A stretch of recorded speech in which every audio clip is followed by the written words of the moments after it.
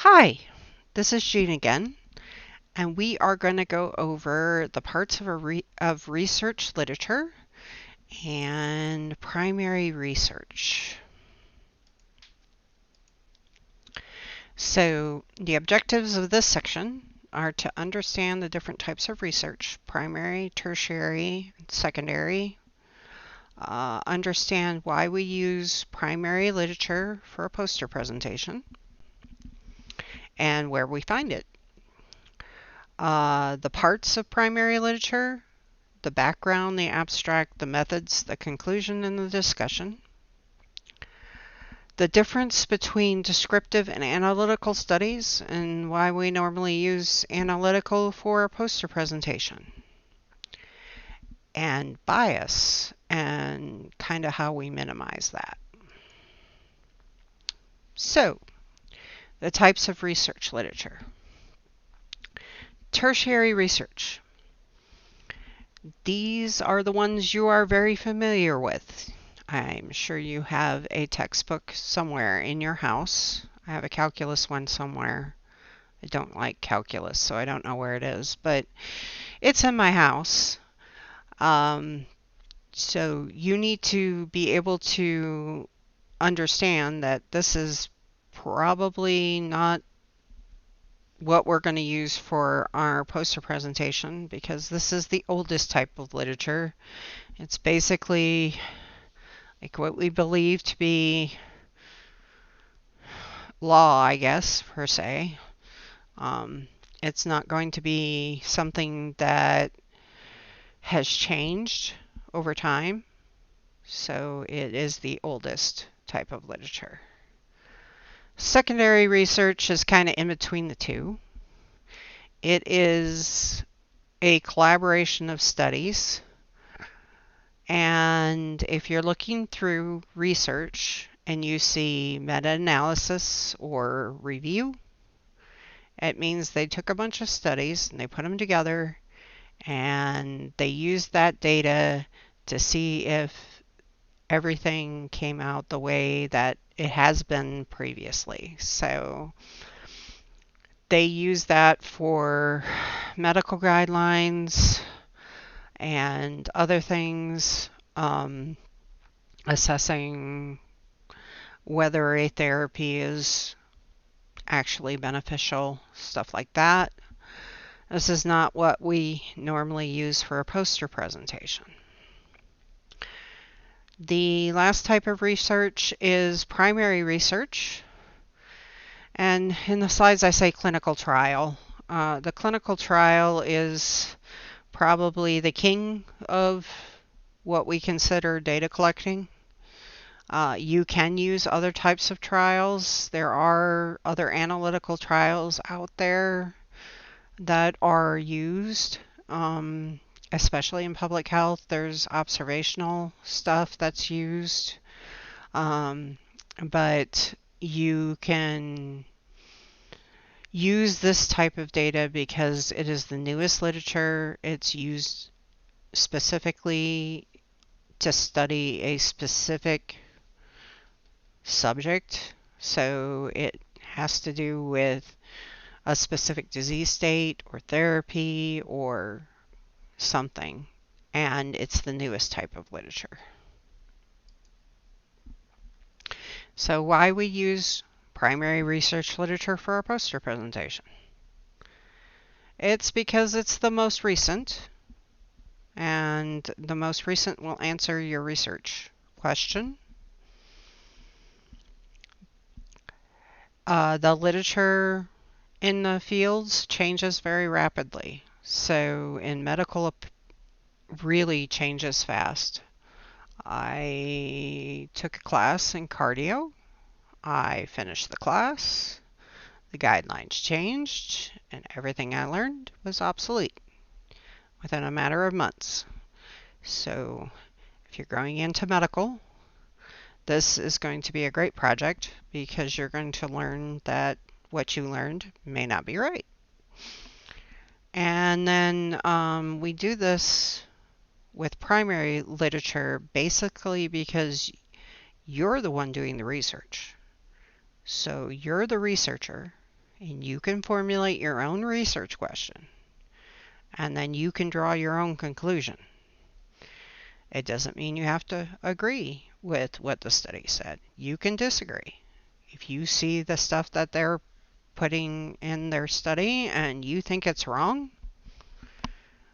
you better have a reason why you think it's wrong, but you can come up with your own conclusions, and that makes it your own work.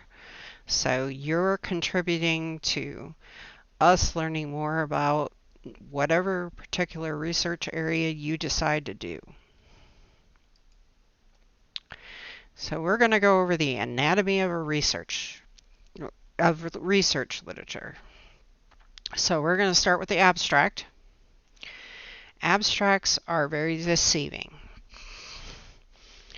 And there are about, I don't know, maybe 250 to 500 words long. And they summarize this entire research paper that's probably, I don't know, 20 pages plus some tables, figures, and other stuff. It's a good study. That's not going to be super helpful for you because you may be able to read the abstract and you may be able to, oh, this is interesting, I want to read the paper, and that's about all the abstract is good for. A lot of times online you can find abstracts and you can cite them. I highly recommend you do not do that. You need to look at the entire study. I know. No one wants to hear that. But if you don't look at the entire study and you cite an abstract, and somebody else looks up your references and figures out that that study didn't apply to the population you were talking about, yeah, that's not going to be good for you. So you want to make sure that you actually read that study that you're going to present. Plus, people are going to ask you questions, and if you just read the abstract, it's going to be really hard to answer those questions. So, the next part, the background. So this includes the history on the topic, whatever research was done previous to the study that you're reading, why the authors think this study is relevant, and it includes their research question and whatever they plan to investigate. So it can include a research question, plus we also plan to investigate secondary hypotheses and other things in there. If that interests you in the secondary hypothesis, be careful. You usually want it to be their primary hypothesis needs to be what you're interested in. And that brings us to the methods, the most important part of a research paper. The methods are the most important part because they tell you what kind of study it is, where it was conducted, and how it was conducted. So you need to know those things in order to decide whether the study is going to be actually what you want to use. If it was conducted in a hospital and it only included hospital patients and you're trying to apply it to the population of, say, Georgia, that's not going to work real well, especially if the hospital was in Florida. So you need to look at that. You also need to look at what they actually used as criteria for their study. So who they included and who they didn't. So if you are looking at obesity in children and they only did a study on adult males, that's probably not going to be a great study for you. You're going to have to find something that applies to at least the pediatric population. So here is where you find all that, and you need to read through it and make sure that it fits your research question. So we're going to go over analytical and descriptive here for a second. Descriptive is great for coming up with a hypothesis. It gives you characteristics about a population, and it's usually done first to form the hypothesis that an analytical study actually then goes and sees if it's true or not. You can't use that to actually answer a research question. So you kind of want to avoid the descriptive if you can. Analytical is more, it can be measured. So there is a way that you can actually see a cause and effect relationship. And there's two types. Your observational studies, they're just looking at a population and they're looking at the characteristics of that population and say this person or this population's doing one thing and they have one outcome and another population's doing something else and they have a different outcome, or I guess it would be a sample of a population, of course. But anyway, you would be comparing things without actually intervening. You would just be watching. An interventional one is where you're providing that intervention. So I have a sample population that I'm going to try this therapy on and see if it lowers their blood pressure or their blood sugar or whatever. Or I have a drug I'm going to try. These are where the clinical trials kind of fit in. And they're the ones that are our strongest determiner of cause and effect. So again, why the method section is so important. You need to determine what study is being conducted. You don't want to pick a descriptive study and use that as supporting evidence because it doesn't have anything that can give you a cause and effect relationship. It describes characteristics. So if you're looking at a study and all you see is characteristics, that's a descriptive study. It's also kind of helpful to be able to determine the difference between a retrospective and a prospective study. In a retrospective study, the outcome has already occurred. So the people already have the disease, what caused it. And they're looking in the past to see if when they were exposed to whatever or what might have caused it. Where a prospective study, they don't have the disease. And you are starting at the beginning and you're collecting the data from there.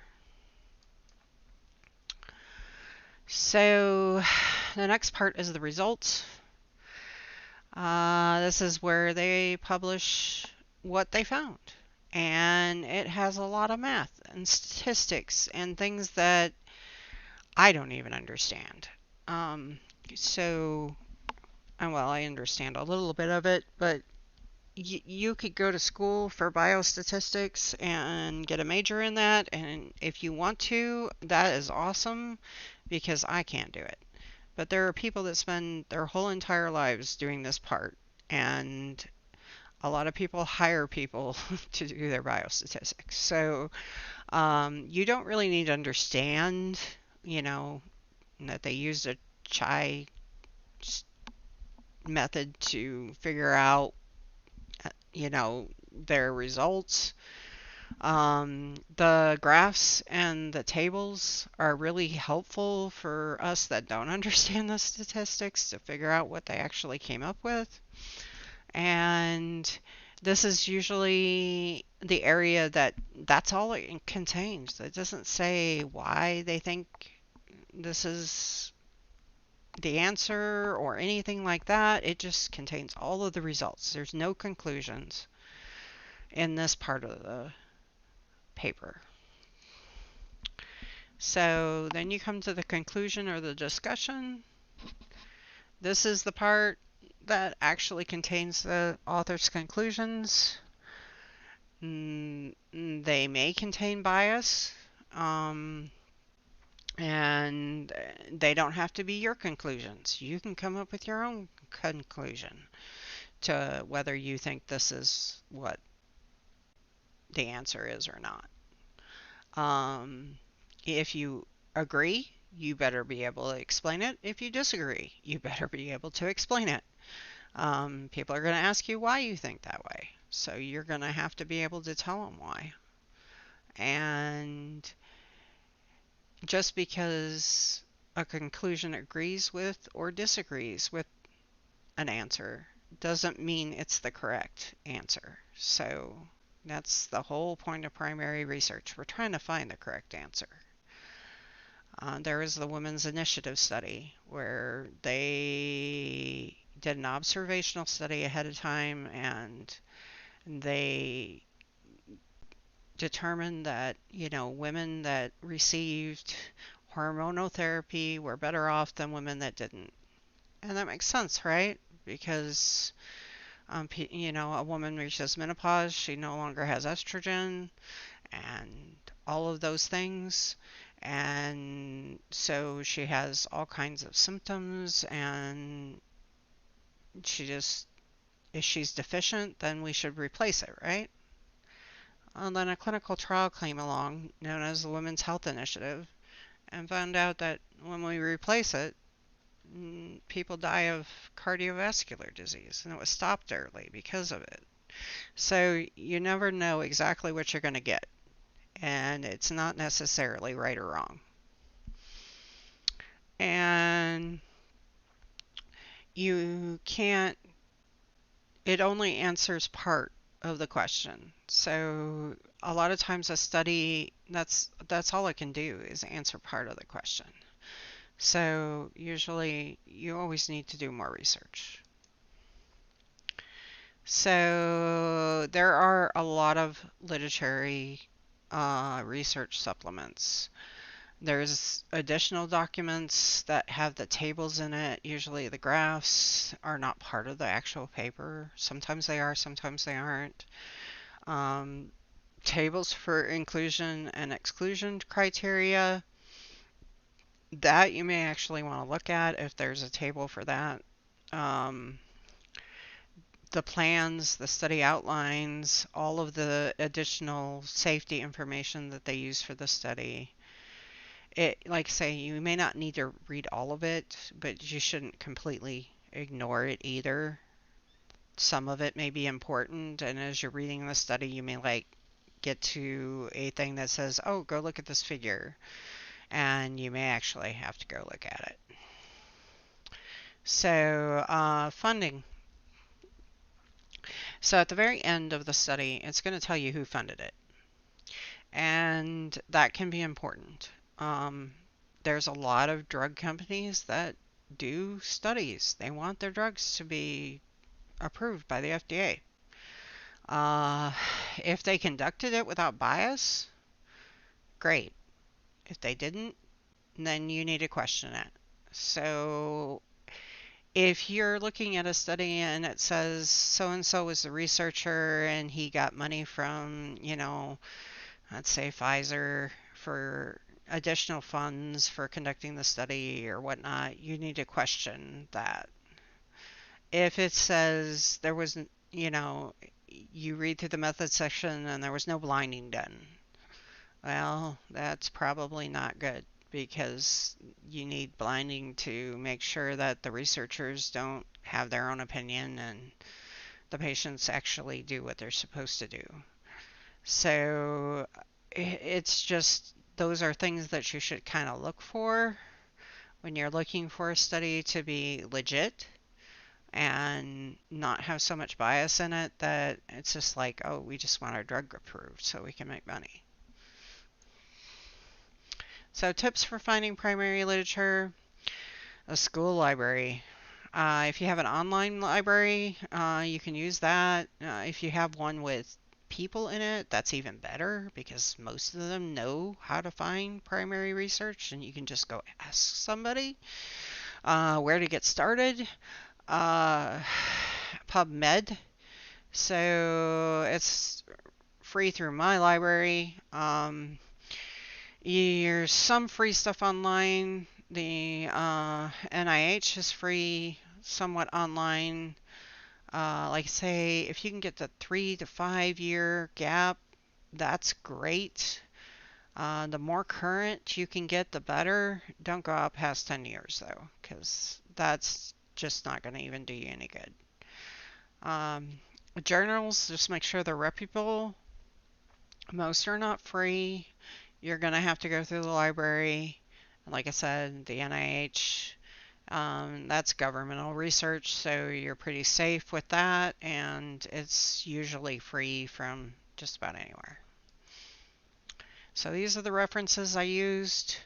If you want to do some more research on your own, feel free to do so. The next part we're going to cover, and the last part of this video series, is your actual poster presentation.